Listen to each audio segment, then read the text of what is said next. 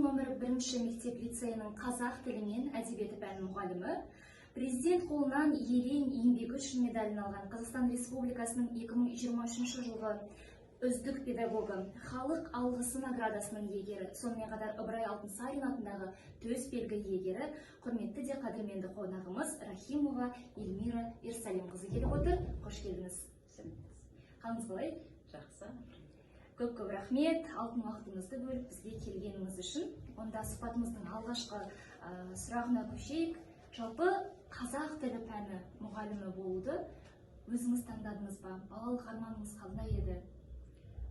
Негізі отбасымызда кітап оқуды қатты жақсы көретін. Менің атам, нағашы атамның өзінің жеке кітапханасы болатын да, көп қазақ әдебиетінен шығармалар, сонымен қатар жалын журналын үлкен жинағы болатын. Сондықтан да біз міндетті түрде нағашы атаммен болған кезде қазақ әдебиеті журналын көп оқитынбыз. Сол қазақ тілінің нәріне сусындап өскен балалар болдық. Сосын сонымен қатар мектепте менің анам география пәнінің мұғалімі. Кішкентай кезімізде мектепте анаммен барып жүрдім. Сол кезде қазақ тілі мен әдебиет пәнімен ерекше сүйсіндіретін. Өйткені мұнда кейіпкерлер, түрлі сюжеттер, оқиға желісі, мінез-құлық, көркемдік әдістердің барлығы мені қатты таңғалдыратын. Сонымен қатар біз осы өсе келе мектеп, осы Петропавл қаласында дарынды балаларға арналған мектеп бар. Онда біз қазақ тілі мен әдебиетін тереңдетіп оқитын сыныпта оқыдық. Бұл сыныптың өзінің негізгі бағдары осы әдебиет тереңдеп оқыту. Сосын сол шығармалармен біз көп жұмыс жасадық. Түрлі кейіпкер ролін, кейіпкерге портреттік бейнелермен көп жұмыс жасадық. Сондықтан да осы ұстаздық жолда таңдауымда осы негізгі әсер еткен факторларды атап өттім. Бірақ мен басқа пән мұғалімі ретінде өзімді елестете алмадым. Сондықтан таңдауым осы қазақ тілі мен әдебиетке түсті. Балалығыңыздан, яғни отбасыңыздан, анаңыздың жолымен, сізге осы ұстаздық жолды таңдаған екенсіз, өте керемет. Жалпы ұстаздық еңбек өтіліңіз? Жалпы ұстаздық еңбек өтілім 20 жыл. 20 жыл, керемет. Жалпы осы ұстаздықты алғашқы бастағанда, яғни мен де өзім жас мамамын, мен де сіздің әріптесіңізбін. Қандай қызықты оқиғалар болды осы жас кезіңізде, енді бастаған кезіңізде? Енді бастаған кезімде сынып берді маған, 5-ші сыныпты берді. Сосын ол кезде 25 қазанда ашық сабақтар өткізу, тәрбие ашық сабақтарын. Республика күніне біз барлығымыз дайындалып жатыр. Балалар тақпақтарда жаттады, кішкентай сценкада қоятын болдық. Түрлі викториналық ойындар барлығын. Енді біз дайындалғанбыз ғой бірнеше күн. Сен мына тақпақты айтасың, сен мынаны өтесің деп. Енді сабақ беріп жатқан, сонда балалармен бірге асыққан соншалық, 45 минуттық сабақты 25 минутта аяқтап тастадым. Енді 25 минут болды, бітті, енді не істейміз? Балаларды менімен бірге асығып, оларды көрсетпекші боламын. Сонда қатты қиналғанбыз. Сабағымда орынбасарлар, тәрбие жөніндегі орынбасар, оқу ісі жөніндегі орынбасарлар отыр. Не айтарымды білмей, жылап қойдым сол кезде. Өте қызықты оқиға екен. Ондай алғашқы ұстаздық жолында ондай болып тұрады. Қазір енді сол еңбегіңіздің, қажырлы еңбегіңіздің арқасында осындай наградалардың иегері болып отырсыз. Өте керемет. Жалпы осы жақында ерен еңбегі үшін атты медальді Қазақстан Республикасының президентінің қолынан алған екенсіз. Құттықтаймыз. Еңбегіңіз елене берсін, жемісті болсын. Жалпы осы медальді алу сәті қалай өтті? Іштегі сезіміңізбен бөліссеңіз.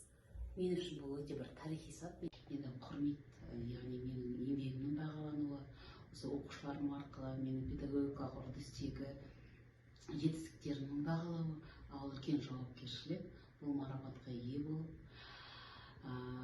бұл үлкен жауапкершілік, өйткені алдағы уақытта осы марапат иесі ретінде мен дамуым керек. Алдыма үлкен биік мақсаттар қою керекпін.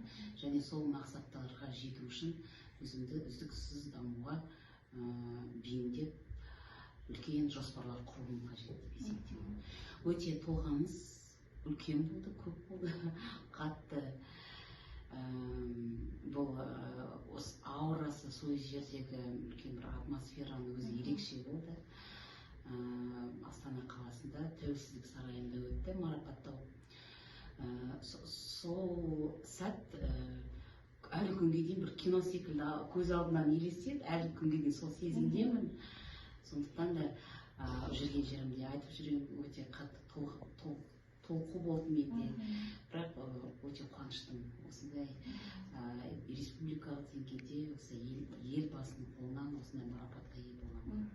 Еңбегіңіздің еленгені үшін біз өте қуаныштымыз. Сіз біздің облысымыздың мақтанышысыз, өте қатты қуандық сізбен бірге, себебі бұндай марапат, бұндай награда әрбір ұстаздық жолында жүрген, өмірін ұстаздықпен байлаған кез келген мұғалімнің арманы. Керемет. Жалпы осы сабақ туралы айтайық, қазақ тілі жайлы. Осы оқушыларыңыздың қазақ тіліне қызығушылығы осы бүгінгі таңда қандай деп ойлайсыз? Қазақ тіліне қызығушылығына жаңағы деңгейлері, қазіргі балаларды оқыту кішкене қиын. Олардың жаңағы бір нәрсеге деген назары тез ауысып отырады. Сол жағын қалай ойлайсыз? Қандай проблемалар бар бүгінгі таңда? Қазақ тілін оқыту әдістемесі өзі ерекше. Біз әрқашанда айтамын, әрқашанда осы түрлі республикалық деңгейде іс-шаралар болған кезде міндетті түрде бұл әдіснаманың өзіне де қатты басар назар аударуымыз қажет. Әрине, қызығушылықты ояту қазіргі уақытта балалардың назарын, зейінін шоғырландыру өте қиын. Өйткені мүмкін бүгінгі берген біліміміз ертең ол өзекті болмауы мүмкін. Өйткені қарқынды дамып келе жатырмыз. Сондықтан да мына қазақ тілінің тек мемлекеттік тіл ретінде ғана емес, қазақ тілінің көп мүмкіндіктері туралы айтып өту керек. Мысалы, мен әрқашанда оқушыларыма айтамын, мен өткен жылы Қырғызстан Республикасында үлкен жаһандық форумға қатыстым, педагогтардың. Сонда біз орталық Азияның осы педагогик ұжымын көрсеттік, соның атынан сөйледік, яғни тәжірибемен бөлістік. 3 адам, сол мен Қырғызстаннан болды және Өзбекстаннан. Бір ерекшелігі, сонда қырғыздар қазақша бір-бірімен сөйлесіп жатқан кезде мен оларды түсіндім, және өзбектер бір-бірімен сөйлесіп жатқан кезде мен өзбектерді түсіндім. Сонда қасындағы педагогтер қалай күшті қазақ тілінің донор тілі екен, әуезді тілі екен, яғни кез келген түркі тілдес мемлекеттердің тілінде сөйлей аласың, түсіне аласың. Яғни тек бір қазақ тілін біле отыра, сен үлкен мүмкіндіктерге жетесіңдер деп әрқашанда мысал келтіріп отырмын. Өйткені, мысалы, мен 3 күн бойы сол үлкен жаһандық форумда болдым. Маған ешқандай қиындық тудырған жоқ. Мен түрлі осы түркі тілдес мемлекеттердің тілдерін жақсы түсініп, айтқан сөздерін ұғынып отырмын. Сондықтан да мен әрқашанда оқушыларыма айтамын, егер сіздер қазақ тілін жақсы меңгерсеңіздер, оның үстіне тағы бонуспен 10 тілді меңгересіздер. Сондықтан да бұл жерде қазақ тілінің бір үндестік заңына сәйкестігі, әуездігі, ең басты донор тіл екендігін әрқашанда мысал етіп айтып отырамын. Сондықтан да бұл жерде бұл тек қана бір қажеттіліктен емес, бір қызығушылықтан болу керек қазақ тілін үйрену. Екіншіден, қазіргі уақытта жасанды интеллект заманы. Білесіздер, осы жылдан бері бізге тіпті әдістемелік нұсқау хатта да берілген жасанды интеллекттің осы тіл мен әдебиет сабақтарында тіпті қолданылуы. Бұл арқылы да оқушының қызығушылығын оятуға болады. Мысалы, кеше ғана өзім сабақта Ерболат Әбікенұлының Пәтер іздеп жүр едік шығармасын оқыдық. Орыс сыныбында 11-ші сыныпта. Сосын оқушылармен сюжет бойынша түрлі оқиға желісімен жұмыс жасап, үй жұмысында осы комикс жасады. Балалар неше түрлі платформада осы комикс жасап кетті. Бұл жерде айта кететін бұл комикстің маңыздылығы енді әрине бар. Екіншіден оқушы сол шығарманы оқып, сюжеттік желісін жасау үшін қаншама еңбек етті, иә? Яғни оларға өте қызықты болды. Жай ғана оқу емес, көзге елестету. Сондықтан да бұл жерде түрлі платформаларды, озық технологияларды айта кеткен жөн. Өйткені Қасым-Жомарт Тоқаев өзінің баяндамасында республикалық тамыз кеңесінде осы қазіргі уақытта балаларды озық ойлы ұлт ретінде немесе технологиялық ұлт ретінде тәрбиелеуімізге мән берді. Сондықтан да қазіргі кезде барлық мүмкіндіктерді қолдануымыз қажет деп есептеймін. Дұрыс айтасыз, керемет. Жалпы өзіңіз қалай ойлайсыз, ұстаз болу үшін адамның бойында ең басты қасиет қандай болу керек? Ең басты қасиет бұл адамгершілік қасиет. Өйткені осы адамгершілік қасиет балалардың тек қана жақсы жағын білу, сонымен қатар өзіңді жетілдіру, қоршаған адамдарымызбен, ортамызбен тұлғааралық қатынас жасауда өзіміздің ұлттық құндылықтарымызды көрсете біліп, өзіміздің әдебімізбен, мінез-құлқымызбен үлгі бола білуіміз қажет. Сондықтан да мен ойлаймын, адамгершілік құндылық ең басты назарда. Екіншіден жауапкершілік. Өйткені барлық біз жоспарланған іс атқарылатын іс тек қана жауапкершілік арқылы жүзеге асады. Үйренем, білем деген адамға міндетті түрде қажет деп ойлаймын. Керемет. Жалпы шәкірттеріңізге, осы өзіңіздің оқушыларыңызға қандай өмірлік ұстанымды үйретесіз? Қандай болды? Сіз үшін мысалға адамгершілік ең маңызды. Оқушыларыңызға? Оқушыларыма әрқашанда түрлі, енді біздің осы оқу бағдарлама аясында тәрбиелік құндылықтардың барлығы бар ғой. Олар қазір керемет берілген үлкен бағдарламалар бар. Адал азамат, оған дейін біртұтас тәрбие болды ғой. Сондықтан да мен қашан оқушыларды үздіксіз даму қажет. Өйткені біз уақыт бір орында тұрған жоқ. Біз тез қарқында дамып келе жатырмыз. Сондықтан да болашақта қажет дағдыларды үйренуіміз қажет. Ешқашан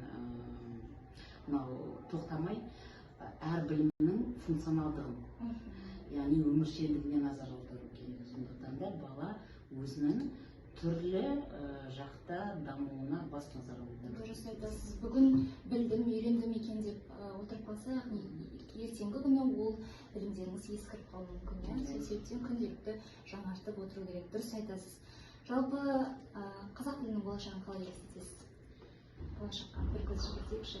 Менің ойымша қазақ тілінің болашағы зор, үлкен, жарқын. Қазір уақытта енді қараңыз, өткен жылы мысалы тіпті жасанды интеллектке қазақша промпттарды жасаған кезде бізге түрлі түсініксіз нәрселер болды. Сонда мен қызығатын да ағылшынша, орысша жасанды интеллектті қолданып жатқандарын. Олар мысалы нақты не қажет соның барлығы шығады. Суретте, комиксте, түрлі барлығы да қажетті десе геймификация жасауға оларды әдемі болып шығады да, қазақ тілінде әйтеуір калька аудармалар болып шығады. Қазір уақытта енді назар аударсаңыз, қазақша егер біз тіпті промпттар берсек, мысалы қазақшаның платформаларды жұмыс жасасақ, бізге нақты сапалы, қажетті, қатесіз, бұны атап өту керек, нақты бізге өзімізге қажетті материалдарды береді. Сонымен қатар бұл оқушыларға да қажет. Өйткені біз оны толыққанды қолдана аламыз, бұл платформаларды. Сонымен қатар мысалы ол тек қана бізге, біз бүкіл сабақты тек қана платформа арқылы өткізу емес, бұл жерде қазақ тілі мен әдебиеті болғандықтан коммуникативті дағдыларға баса назар аударуымыз қажет. Бұл жерде әрине түрлі технологиялар көмектеседі, бірақ мынау адами қарым-қатынас, коммуникация, вербалды, бейвербалды қарым-қатынастың барлығы да өте қажет. Дұрыс айтасыз. Қазіргі таңда қазақ тіліндегі платформалардың көкжиегі кеңейіп келе жатқаны барлығымызды қуантады. Яғни ешқандай кедергілер жоқ, жыл сайын әдемі, жеңілірек болып жатыр. Дұрыс айтасыз. Енді сізге бір соңғы сұрақ қояйыншы. Осы өмірде сізге таңдау мүмкіндігі тағы да түсіп жатырса, осы жолды, ұстаздық жолды тағы да таңдар ма едіңіз?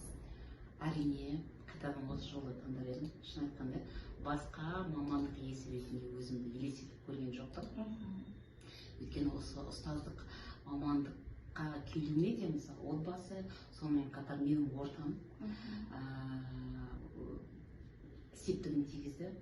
Оқушылар, сонымен қатар кітаптар, әдебиет шығармалар, түрлі тілдегі әдебиет шығармаларын оқуға тырысам, нұсқада оқуға тырысам, өйткені ойлаймын, адам сезіну керек деп. Сондықтан да мен үшін басқа мамандық болу, білмеймін, менің ойымша, ұстаз ол өзі түрлі мамандық иесі, ол бағдарламашы да, ол журналист те, ол актер де, барлық мамандық иесі осы бір ұстаз тұлғасында жинақталған, сондықтан да басқа мамандықты таңдамас едім деп ойлаймын. Енді әрине қазір уақытта мысалы ұстаз мәртебесіне келетін болсақ, жан-жақты республикалық деңгейде қолдау бар, мүмкіндіктер бар, нормативті құжаттарды алатын болсақ, тіпті әдістемелік ұсынымдарын алатын болсақ, оның барлығы да осы жоғары деңгейде нақты осы қоғамның сұранысына қажетті сабақ беруді, сабақ үрдісін ұйымдастыруды мүмкіндік береді. Сондықтан да бұл жерде де соны айтап өткен жөн. Сонымен қатар осы білім басқармасы тарапынан, әдістемелік орталық тарапынан қаншама қолдаулар, семинарлар, вебинарлар өткізіліп жатыр. Ол өте үлкен септігін тигізеді мұғалімге. Сонымен қатар қазіргі кезде бір ғана мысалы аумақтың аясында емес, сонымен қатар тіпті шетелге де түрлі вебинарларға қатысып, өзіндік көрсете алып, тәжірибе алмаса аламыз. Сондықтан да бір ұстаз тұлғасында көптеген мамандықтар еселенеді. Біздің жалпы қазіргі таңда мектептерде профориентациялық бағыттарда көптеген жаңағы болашақ мұғалімдер, болашақ журналистер деген сияқты жаңағы клубтар бар ғой, сол жердегі оқушылар сіздің сұхбатыңызды зер салып тыңдаса, шынымен де қазіргі таңда мұғалім болу бұл престиж, мұғалім болуға көптеген мүмкіндіктер бар. Мұғалім болам деген жанға жолдардың барлығы ашық деп айта аламыз ба? Айта аламыз. Өйткені қазіргі кезде мұғалім мәртебесі өте жоғары. Қазіргі кезде тіпті осы республикалық деңгейде де ашық трибуналарда педагогтардың мәселелері қалай қозғалып жатыр, оларға жағдай жасалып жатыр. Мынау бүкіл тек қана материалдық емес, сонымен қатар рухани да жағдай жасалып жатыр. Мұғалімнің әлеуетін өсіру үшін жан-жақты қолдау, онымен жұмыс жасау, әдістемелік қамтамасыз ету, үздіксіз білім беру, соның барлығы да жан-жақты қамтылып жатқан кез. Шын айтқанда қазіргі кезде әрбір ұстаз өзінің әлеуетін көтеруге барлық мүмкіндіктер жасалып, сонымен қатар жас мамандарға мысалы қызығып қараймын. Біз келгенде қалың дәптермен қалам болды. Жаңа ғана компьютерлік технологиялар дамып келе жатқан кез болды. Ал қазір уақытта тіптен тез игеріп алатын, балалардың қызығушылығын тудыра алатын, өзінің әлеуетін өсетіндей мүмкіндіктер жасалған. Жақсы. Көп рахмет. Алтын уақытыңызды бөліп, бізге сұхбаттасқаныңызға, тәжірибеңізбен бөліскеніңізге, қызықты оқиғаларыңызбен, өзіңіздің өмірлік көзқарастарыңызбен бізге бөліскеніңізге көп рахмет. Сізге алдағы уақытта қажырлы табыс, жетістіктер тілейміз. Көп рахмет. Сау болыңыз. Рахмет.